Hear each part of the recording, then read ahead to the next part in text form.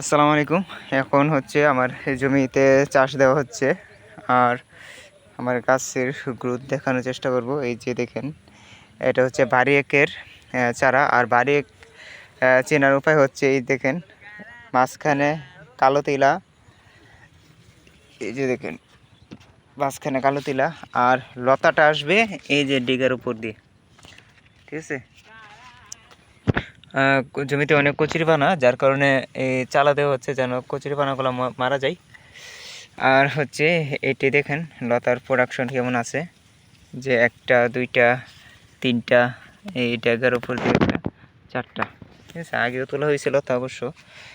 এই যে দেখেন লতা, মানে ডিগার উপরে উপরে লতা আসতেছে, প্রায় ভরপুর ফলন।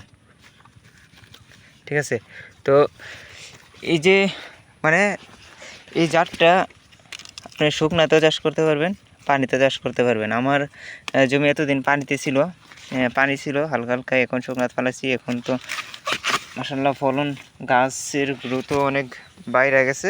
এই যে দেখেন, গাছটা দেখলে বুঝতে পারবেন, মানে গাছের গ্রোথও বাইরে গেছে, প্লাস ফলনটাও বাড়তেছে। এই লতাটা ভেঙে গেছে। যাই হোক,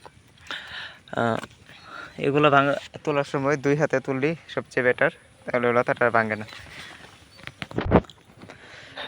তো আপনারা যদি বাড়িতে কচু চাষ করতে চান, অবশ্যই যোগাযোগ করতে পারেন, এবং যে কোনো পরামর্শ বা চারা প্রয়োজন হলে স্ক্রিনে দেওয়ার নাম্বারে কল করতে পারেন, এই নাম্বারে।